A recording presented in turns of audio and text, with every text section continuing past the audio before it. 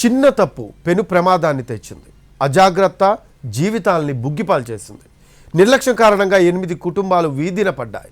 అనకాపల్లి జిల్లాలో జరిగిన బాణాసంచా పేలుడు ఘటన వెనుక ఇలా అనేక కారణాలున్నాయి.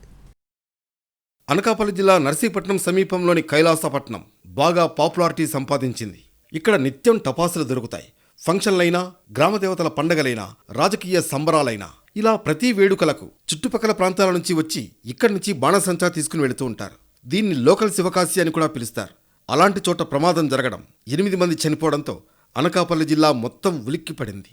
జిల్లాలో మొత్తం 40 వరకు బాణసంచా తయారీ కేంద్రాలు ఉండగా కేవలం 21 కేంద్రాలకు మాత్రమే లైసెన్సులున్నాయి. ఎలాంటి జాగ్రత్తలు తీసుకోకపోవడం, అధికారుల నిఘా లేకపోవడం వల్లే ఈ ప్రమాదం జరిగినట్లు నిర్ధారణ అయింది.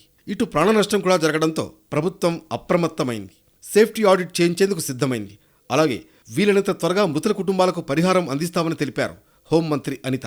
8 మంది చనిపోవడం కూడా జరిగిందండి. చాలా బాధాకరమైన విషయం.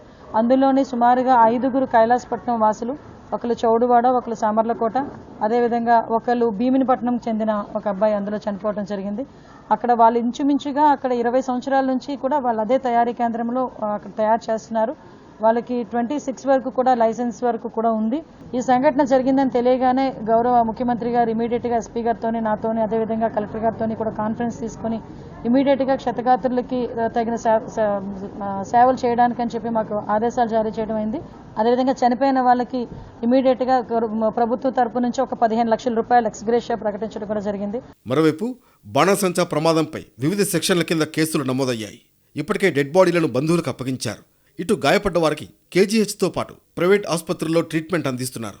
గాయపడ్డ వారిని ఆర్థికంగా ప్రభుత్వం ఆదుకోవాలని కోరుతున్నారు. బాణసంచా పేలుడు ఘటనకు కారణాలపై ఎంక్వైరీ సాగుతోంది. మొత్తం 6 బృందాలు రంగంలోకి దిగి ఆధారాలను సేకరిస్తున్నాయి. పూర్తి వివరాలు సేకరించి నివేదిక సిద్ధం చేయనున్నాయి.